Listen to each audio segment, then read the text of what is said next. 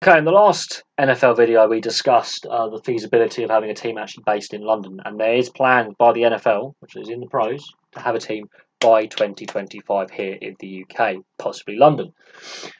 Now, look, the pros are in blue, the cons are in red, and the red outweighs the blue. And I've done a lot of research, read a lot of articles, and a lot of articles are favouring the con side of things. But let's go through it anyway. Now, the NFL has been doing this London series now for 11 years. To great success, they regularly sell out Wembley. They've sold out Twickenham in the past, and there are now is an agreement with Spurs to use White Hart Lane for a decade. So there are plans in place to keep doing this London series for the foreseeable next at least 10 years. The NFL fan base has grown in the UK. The approximate numbers is anywhere between 3 and 6 million, depending on source. We're looking at around 4.4 million, if I'm honest. But yeah, the fan base has grown massively, so there is fans here. The stadiums, they've used Wembley, they've used Twickenham, of course. There's the agreement with White Hart Lane. When it is finished, you play games there as well. And also the plan for the team, a team to be in the UK, primarily in London by 2025. The NFL has had this aim even before they started taking the London Series games here in 2007. So this is a long-standing plan that goes back 30 years. Yes, I'm that serious, to get a team into London by 2025. But now let's look at the cons. The pros is very simple to look over. The cons is very, very similar to the last video, the pros and cons. The logistics is one of the negatives, which was a negative on the fact that to have a team here in London permanently, there are some logistical issues. I'm looking primarily because it's a one-off game at travel and the TV timings as the logistics on that. But let's start with the US fan base not being happy.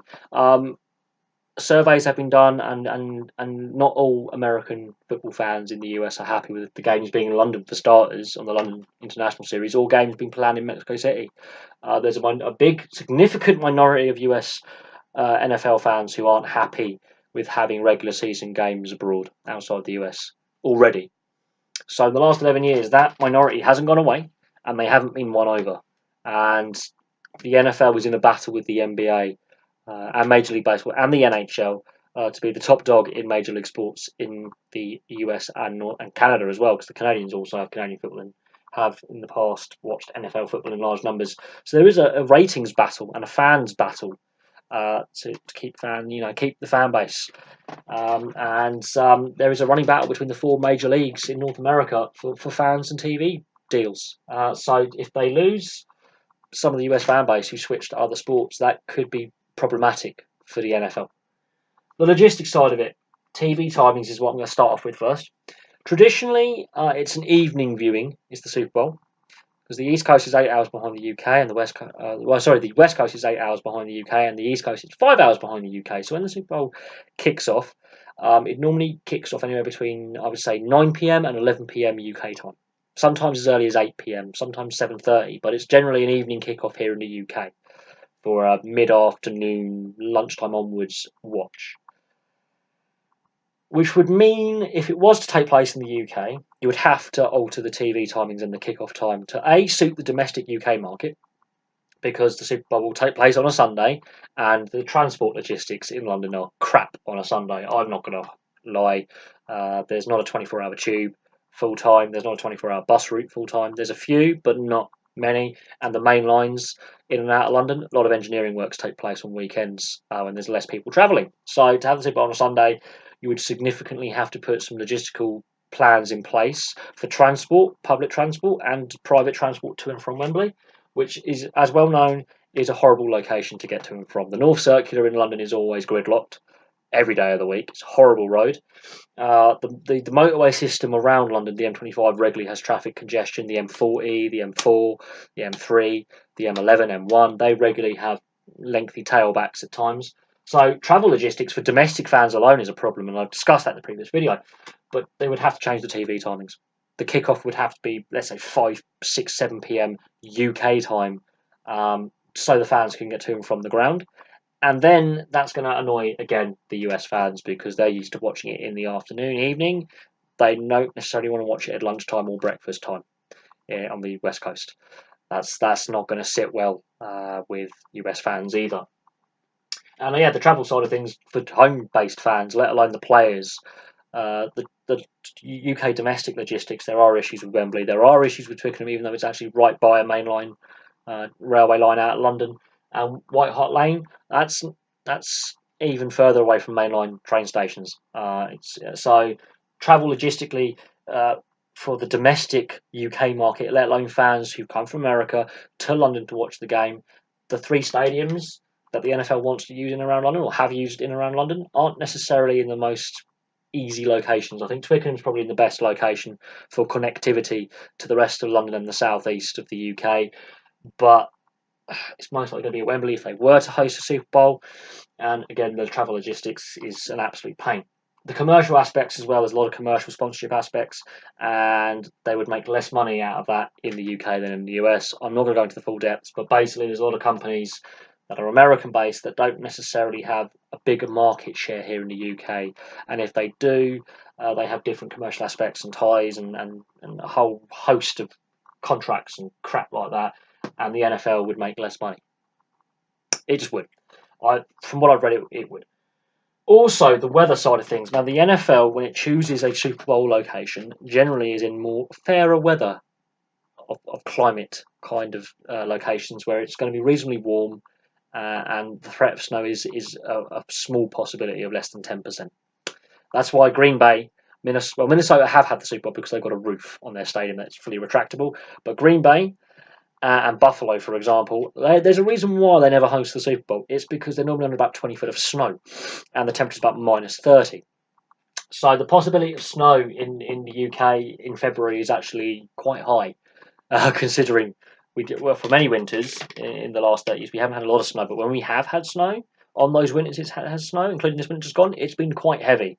So the risk of snow is something the NFL would like to avoid, or any form of really bad weather that could hamper the game, including gales, because we do get the tail end of hurricanes at this time of year. You get strong North Atlantic weather systems coming in that can lead to flooding, heavy rain. But also, if we get a weather system coming from the Arctic or from the east, from Siberia, like we did last winter, sorry, when it got really, really cold, the possibility of snow went from 5% to 95%, and there was a lot of snow that fell.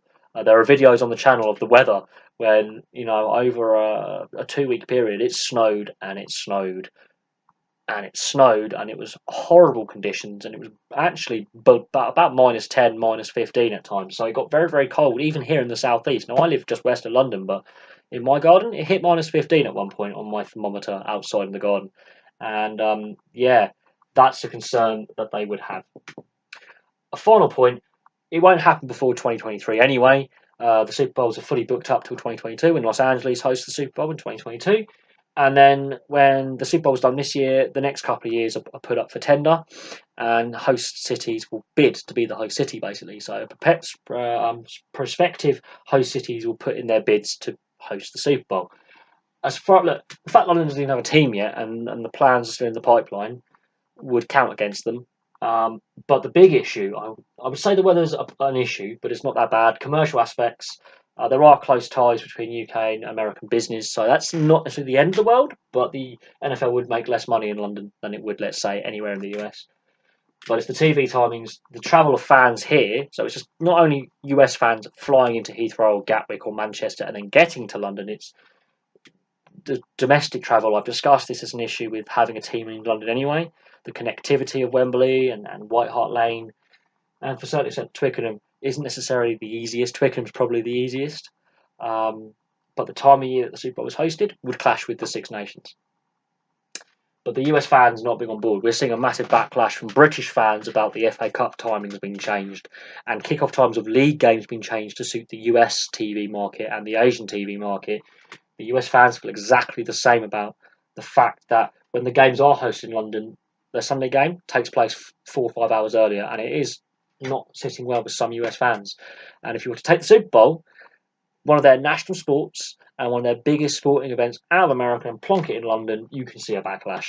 And the NFL cannot afford to turn fans off.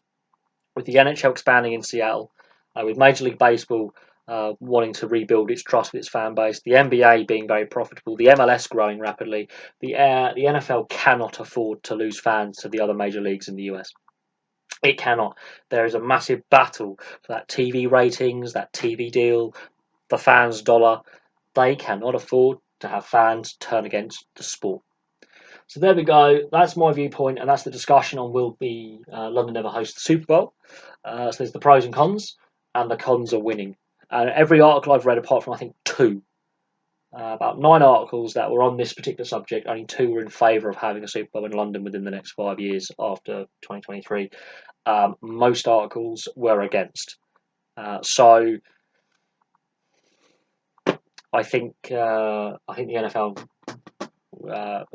would probably veer against having Super Bowl in London. But if they want to have a team in London, at some point there will be a Super Bowl in London. If they're serious about having a team in London, at some point the Super Bowl would have to take place in London. Otherwise, it does risk the future viability of the sport. And considering that the NFL has signed an agreement with Tottenham for White Hart Lane for 10 years and has played games at Twickenham, another national stadium here in the UK, and has done Wembley for 11 years, they do have a relationship with the UK now. So I do think a Super Bowl will happen, but I don't think it will happen in the next generation. It won't happen for a very, very long time. And we're not even sure, if this team does come along, if it's going to be competitive enough to even be able to make the Super Bowl. So there we go. Thank you very much for watching. Please like and subscribe. Place your comments below, and I'll have some more videos for you soon.